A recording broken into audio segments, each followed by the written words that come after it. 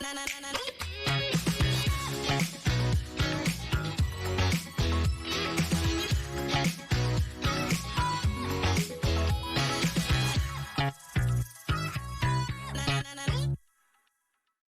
with Sir Daniel Winn. Your life, Daniel, is remarkable, really. La tua vita è notevole, and I'm going to translate a little bit of Italian, so Sure. bear with me. Are we on yet? Excuse Are me? we on? Oh, we are already live. Oh, Yes. okay, great. We have been live since you were moving around. Oh, I'm so sorry. I thought we weren't live yet. But you know what? You get a little bit more personal of me as a perfectionist artist. How's that? It's okay. Look at me, the way I'm dressed. I'm fine. You look beautiful. You look beautiful. We are on stage. You know, we are on stage, and I'm gonna translate. I just fired my translator, so I'm gonna translate. I'm gonna translate during the conversation. I'd like to introduce to everyone. Thank you, everyone, for being with us. Grazie a tutti per essere qui con noi. Sir Daniel Winn is an internationally recognized blue chip, and I love this word. I didn't know the meaning, but it means exceptional artist, un artista eccellente, fine art curator, awarded entrepreneur, and highly philanthropist, highly respected philanthropist. You, Daniel, you raised more than 2 million for a nonprofit aid in the USA and Asia, correct? Yes. What kind of organization was that? Che tipo di organizzazione era? I'm sorry, can you repeat that question? Yeah, what kind of organization was for kids? Yes.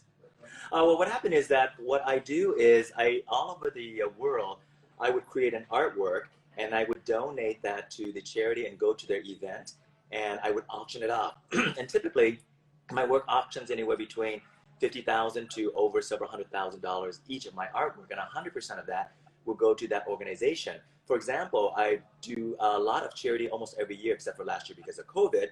I did a charity event for the Project Vietnam, which 100% of the funds that I'd raised for them would go toward for equipments and instruments and medical care that doctors, it's like Doctors Without Borders, they would fly to Asia and Vietnam, and with the money raised, that would pay for the instrument, the equipment, and medicine that will go to orphanages and help do surgeries, heart surgery, brain surgeries, infants, and for the children that cannot afford it, in addition to all the less fortunate elderly that have no family. So that's where the money goes to. And in addition to that, I do a lot of other organization charity in the U.S. by donating to their cause, whether it is philanthropic for medical or even for the arts. For example, here in the U.S., I donate and sponsor the American Cancer Society, AIDS Foundation, the multiple sclerosis, so multiple organizations. And even for the arts, about a year and a half ago, I donated a painting and it went to auction at the Bowers Museum, and that went, I believe, $78,000. 100% of that goes for the education of arts. Excuse me, which museum, Daniel? Which museum was that? The Bowers Museum in Orange County. Oh, in Orange County. Okay, so you gave everything. Yes, 100% of the anything that I create or donate to any organization, every penny that is raised from that goes directly to that organization for whatever purpose they need to use it for. Okay, let me translate very quick, like Sure. what you just said in Italian. So I just said that Sir Daniel Winn è riuscito a raccogliere più di 2 milioni di dollari per delle organizzazioni non profit per aiutare i bambini ma anche gli ospedali, quindi ogni suo pezzo d'arte ha un valore di you said all of your pieces, like the value is 50,000, right? 50,000, $100,000. Well, typically my work goes up into the millions, but the one I donate, whatever amount the auction goes to, and it's between $50,000 to over $100,000 each. Sì, so, i suoi pezzi d'arte, le sue opere d'arte hanno un valore di solito di $1 milione, ma generalmente lui dona o quasi tutto l'introito oppure una buona percentuale che va a diverse organizzazioni di Los Angeles, ma anche in Asia, per gli ospedali ed aiutare i medici poter provvedere i vari strumenti per le varie operazioni chirurgiche. This is unbelievable. And you were actually honored like Philanthropic Artist of the Year in 2019 by Yes. Hollywood, like in Hollywood. By the Yes, Hollywood I've received numerous awards for philanthropic causes, but also for my art. Last year, I won gold medalist for my sculpture, and this year I won gold medalist for my painting, and also the second-time winner for silver medalist for my sculpture. And what I want to do is use that credential and award to perpetuate more work so that I can hopefully raise more money for the cause of philanthropic purposes worldwide. Sì, so lui ha vinto anche diverse medaglie d'oro per i suoi lavori e quindi continua in questo. Ma Sir Daniel, you were a refugee I read your bio, you were a refugee from Vietnam, and then you helped your family and your sisters to try to have a good life, and then you came to the United States. When did you come? Because you studied medicine, right? But then Yes. you decided to get into art. So, Yes. Sir Daniel ha studiato medicina, era in Vietnam, rifugiato in Vietnam, e poi ha deciso di venire negli Stati Uniti. So, why did you come over in the United States? Well, in 1975, that was the last day of evacuation in Vietnam. But because my father was in the South Vietnamese military, that he was fighting with the American against communism, we were able to escape, because if we would not be escaped, we would probably be in prison, or my father would have been executed. So we were given the opportunity to fly to the United States in 1975. And they worked very hard. My father became an attorney and my mother been an architect, and they wanted me to be a medical surgeon, and that's where I did, is I went to UCI, University of Irvine, and got my medical career as a plastic surgeon there. Oh, ok, and then so sì, è stata una situazione molto difficile quella in Vietnam. Suo padre sarebbe stato ucciso, quindi sono emigrati negli Stati Uniti. Lui è andato in una scuola alla USC, sorry, like the medicine school. University of Irvine. Oh, University of Irvine. Sì, Irvine è un paese, diciamo, lo dico per l'Italia, I'm going to tell the Italians where's Irvine. This is the difficulty of translating. I understand, completely understand. Because I told you I fired my translator. No problem there. So Irvine è un paese un poco fuori di Los Angeles, e lui è andato a una scuola di medicina. But why then you decided to leave medicine, the medicine world, and just concentrate on art? Great question. Being an Asian American descent, the culture for our family is we do what they want you to become. My parents wanted me to be a doctor or an engineer. That was my two options. So what I did was I got my degree for them as my duty as a son. But my passion was not into the medical. My passion is more into the arts. So I feel like in medicine, you're healing people physically, but it's temporary. But for me, healing people intellectually and emotionally for the soul will be eternal. So that's why I went into the art, and hopefully to create artwork that would last and give an imprint in people's lives for them to embrace their existence and have a better life for the rest of their life. Okay. Let's see if I remember everything. Sure, I can repeat it, not a problem. Okay. No, it's great and wonderful what you just said. È bellissimo quello che hai detto, perché Sir Daniel Winn ha detto che la sua famiglia voleva che lui diventasse un medico perché fa parte della loro cultura, quindi voleva che lui studiasse medicina. Lui l'ha fatto per i suoi genitori, però lui ha detto una cosa bellissima, che per lui curare l'intelletto e il cuore è molto più potente che curare solo il fisico. So healing the heart and the intellect is more powerful than just healing the body.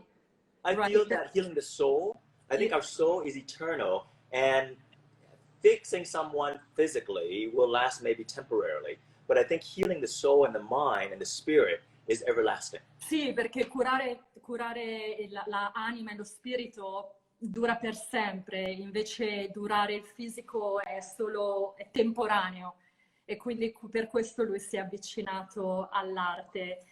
E I'd like to I would like you to tell us the story of your title of Sir, because you were honored of this prestigious title by when you were knighted in 2018, when you gave a painting, one of your hors d'oeuvre, masterpiece, to the family house of Schaumburg-Lippe-Nachod. Yes. Since I do a lot of philanthropy and do charity, I met the prince's son, and the prince is the prince of Germany, Waldemar, and he comes from the princely family of Nachod. And I don't know who they are, but they knew who I was, and they invited me, and the son presented my credential to his father to have me knighted as a title Sir. I didn't feel it was real because I don't know much about it, and I don't feel like I deserve it. But I said, sure. So I had my assistant send all the information.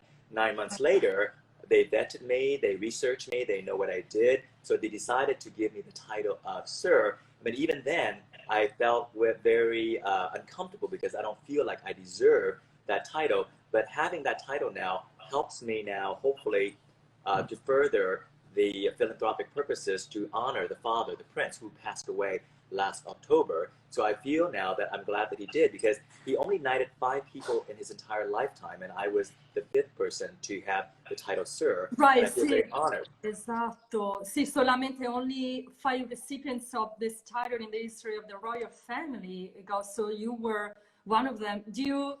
Do you like Daniel to be called Sir Daniel or just Daniel Winn? Well, you know, people can call me whatever they would like as a title, or just Daniel, whatever is comfortable for them. I'm comfortable for me. Title is only a title.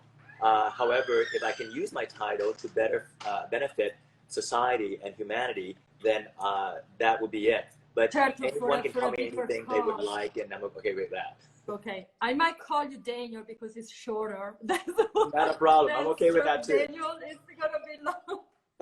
But see, I translate just a little bit. Otherwise, I know you only have 30 minutes. So not a problem. Not a problem. Sì, Sir Daniel ha ricevuto questo titolo di Sir proprio perché ha dato uno dei suoi lavori, uno dei suoi dipinti alla famiglia, in English is a house of Schaumburg-Lippe-Nachod, that was in Germany. What yes. you right in Germany, yes. in Germania. Yes. The prince and the princess actually flew over to give me the knighted title. We had a big event coronation, so to speak, and they knighted me on the December prince, 23rd. right? Daniel, the prince. Yes, the prince and the princess flew in from Germany to give me the title. Oh, che bello! It was an honor. It was just so special. Of course, I can't even imagine, like myself. So, ma il principe e la principessa hanno volato dalla Germania e sono venuti qui a Los Angeles proprio per dare il titolo di Sir a Daniel Winn, quindi per lui è stato un grande onore. Solamente 5 persone lo hanno ricevuto nella storia della famiglia reale, e lui è uno di questi. I met you at your gallery, the Winn Slavin gallery in Rodeo Drive, Beverly Hills, and I saw your outstanding work, and I would like to find out because, well, first of all, you were, and I don't like to use the word compared because you are so unique, you have your uniqueness in your work, but you were juxtaposed to Salvador Dali's work very often, right? So, and I saw in some of your paintings those watches, like gli orologi molli. I say in Italian, gli orologi molli. And why do you like? Of course, I'm sure you like the artist, the painter Salvador Dali. why do you refer your work to him? Like, are you following his steps? Segui le sue impronte di Salvador Dalì? Great question. My work is more, I call it existential surrealism, because it's a philosophy that I have in life based on my how I was raised and what happened to me and my family through war-torn Vietnam and now to freedom and to be successful. I want to share to the world that everything happens for a reason. Whether it's good or bad, it doesn't matter. It's that experience is what the journey is made of in life. So my style is a philosophy of art that I use no models. These are all mathematical formula that I create, whether it's a sculpture or painting. They are mathematical equations that I want to communicate. So instead of communicating it verbally, I communicate what I call visual language. And that language is to have people understand about their existence. Because I feel that once they understand why we are here, why do we belong here, why do things happen to us, whether it's positive or negative, or if you consider chaos or orderly, it doesn't matter. I want people to embrace that, because that embracement is to accept what this journey is about. Because once you embrace your existence, you then can live your life with the fullest and understand what you need to do in this life, because what you make a difference in this life of how you affect others on a positive way is what makes your life be remembered for eternally. So that's why I created my work without any concept of models, because they're from my dreams, from my philosophy, And to have better understanding of what life is about. so, sorry, Dan, when you say without any concept of models, I use no models in my work. It's all from imagination. Oh, it's all it's not from, like, yes. okay, But the so people you that I use create in my painting and sculptures do not exist. Even though people see it and it reminds them of someone, it's because I use what's called the golden ratio of the features, and I use what's called the Fibonacci formula that draws people in and it reminds them of someone. But technically, it is someone of no one. It is a dream, a manifestation of a mathematical painting or sculpture that is of no one, but it is of everyone, because it is of who you see it is. It is a mirror reflection of yourself, because it affects you emotionally and you connect with it. And that's what I want to create in my artwork. See, in fact, well, you said so many great things that in Italian it might lose the momentum, ma Sir Daniel, lui non copia da nessuno, non ha dei modelli da copiare, ma si basa solo sulla sua immaginazione, e la sua arte è considerata una arte esistenzialista, e per lui è come una riscoperta di capire la nostra esistenza umana che siamo attraverso il suo lavoro. Because you, doing some research about your work is based on dreams, Yes. right? Like, and yes. and you try, because I love what you said in another interview, quello che hai detto in un'altra intervista. Whereas Dalì tries to understand the human psyche, so mentre Dalì cerca di capire la psiche umana, Daniel, not I try to understand the human condition in terms of what our place is in the universe. So Daniel Winn invece cerca di capire la condizione umana per quanto riguarda il nostro posto nel mondo. What I saw a lot of symbolism. And correct me if I'm wrong. Like, for example, there's the frame and you break the frame so we can see the inside the frame. So la cornice dei suoi dipinti è rotta e noi possiamo vedere i metalli, dei fili di metallo dentro. And I know that it's not a good question to ask an artist. What does it mean? Why did you? Oh, it's a great question to ask an artist, because I'm the artist, I'm alive. I can give you the exact meaning rather than waiting for a future art historian to tell you what it's about. Sí. The frame represents who we are of our existence. And the reason I break it up and have it unfinished, because it's a metaphor of our life. It is incomplete. It is always in the process of evolving. It's never done. So when you see a frame of a picture, it's done. But my frame is not done, because it represents that our life is not done. It's incomplete, and it will never be complete, because even when we leave this world and our energy goes into another realm, another universe, it still continues on indefinitely. So that's why the frame is constantly what I call in the process of evolving.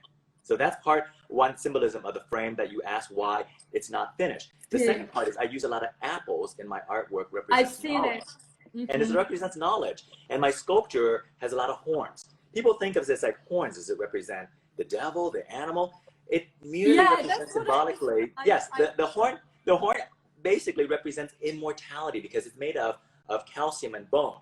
And metaphorically, the art, old masters like Da Vinci, Raphael, Michelangelo, they use horn to represent immortality. And I want to say that all of us, whether we are physically in our shell right now, we are immortal because even when we leave this body of shell, we live forever, immortality through our soul. Okay, so, and this, like, so, okay, let me collect my thoughts. Sure. So the frame, the broken frame, I asked Daniel qual è il suo significato di questa cornice rotta nella quale possiamo osservare e vedere dentro il materiale. È proprio perché la nostra vita è incompleta e quindi lui lo riporta anche nella sua cornice. La nostra vita non è finita e anche quando moriremo non lo sarà, continueremo a evolverci in un'altra dimensione. E infatti I wanted to ask you about the horns, about this Luciferian image that I saw, or that we saw as a pre-concept of what we see in a banal representation of what Lucifer is. You know, we are bombarded by images, and ho chiesto di queste corna, però le corna rappresentano l'immortalità. Ci sono dei suoi dipinti, you can check his website www.danielwinn.com. SirDanielWinn.com.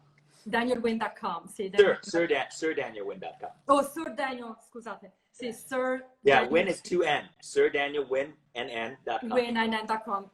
Esatto. I'm going to write everything down. And when I when I'm going to post it, I write everything. And you can see this beautiful art piece and sculptures, especially the one I loved was the woman and the man, and hanno delle corna che sembrano delle figure luciferiane, se si può dire, però le corna rappresentano l'immortalità.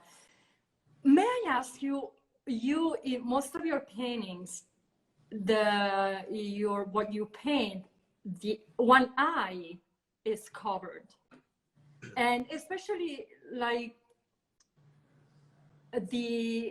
those masks, like gas masks. Yes. And I was fascinated by it, and queste maschere a gas e anche l'occhio sempre coperto nei suoi dipinti, che cosa significa? What's the meaning behind it? Two meanings.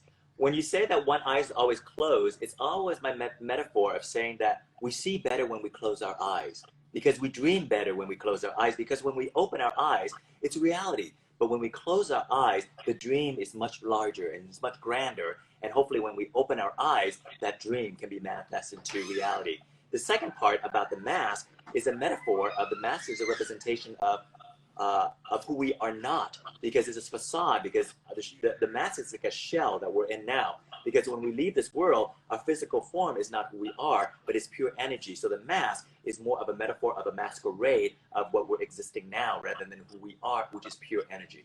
Oh, ok. So, per quanto riguarda sì, the eye closed, l'occhio chiuso, coperto, è perché possiamo vedere il sogno in modo molto più ampio. Cioè, con un occhio lo possiamo vedere in modo diverso. Ma so you're saying that the one eye closed give us a better perspective of we can dream better with our eyes closed. Oh, is the dream, we dream better with one eye. Eyes closed. Noi sogniamo meglio con un occhio chiuso rispetto a con due occhi. In effetti, it's like being, when we have one eye closed, it's like being in that state of awakeness and the REM phase. Yes, correct. Right? Like, yes. E invece Salvador Dali was very, very intrigued with the id and with the psychoanalysis of the mind. And for me, when you close your eyes, it's like a dream state that you get into your subconscious that brings out much more better dreams that you can make into reality. Positive dreams, of course. Certo. Or maybe some nightmares, we don't know. Maybe it could be a nightmare, we don't know. Somebody just mentioned very Cirque du Soleil. You know what? You're right, because life is a dance. Cirque du Soleil is a dance, it's a dream, it's a dance to a rendezvous in life. So I'm reading everything that people wrote, and you're right. Sì, qualcuno sta leggendo, sì, grazie. Oh, perché he was in Cirque du Soleil. We were in Cirque du Soleil together with Donnell, grazie Donnell, and let me see if any other question. I completely forgot about our listeners. If someone has a question for Daniel. Yes, I have about a few minutes for lessons, and I got to go to the next interview. But I would love to answer right now. And I would love to do another interview like this if you make it possible in the future. See, no, I think there aren't any questions because a lot of people were listening. A great interview. Thank you, Jean-Jacques. No, I think no questions. But well, if you have to go, I think we can. If you have an inspirational quote just for us, one inspiration. Yes, the last message I would say is that hopefully that you have an opportunity to view my artwork. And what I want you to take away from my artwork is that our existence, whatever it is, embrace it. Make a difference in the world.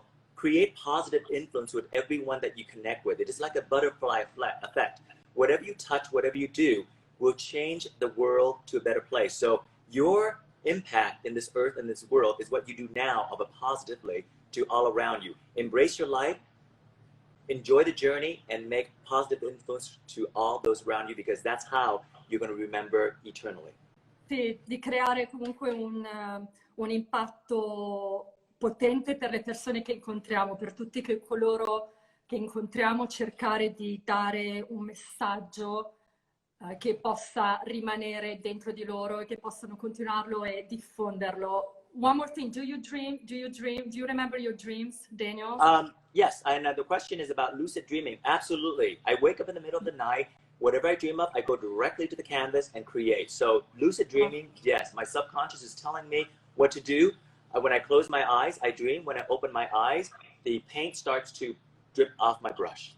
Ok, so lui sogna ad occhi aperti. Quando sogna si deve svegliare nel mezzo della notte e deve iniziare a creare e a dipingere. Lucid dreams. Yes, it's very real. Lucid dream is very real. I don't even know if we're in lucid dream right now. Yeah, it could be. Are we actually talking, you and I? Maybe we met in a different life, or we're gonna. There you have it. See, I believe so, and we will have to spend so much more time. We can do another interview. I love this interview. It's a beginning to start. I hope the viewers will get a little glimpse of this beginning, and hopefully when we do multiple interview in the future, I can dwell much deeper. It's like a rabbit hole. How far and how deep you want to go, we'll go there. Okay, and it's better now that we want more. So we leave wanting more. Yes. My assistant here would take the camera now and take a tour of some of my artwork while I go to another interview. But to my we want to see it. Thank you. Grazie, Daniel. Grazie. And to my viewers and supporter, please continue to support my art and make a difference in this world. I love you, and because of you, you're my patrons, you're my Medici family. Without you and supporters like you to enjoy and appreciate my art, I would not exist. So, merci, thank you, gracias, come on, and all that. Okay, grazie. Ciao, Daniel. Bye-bye.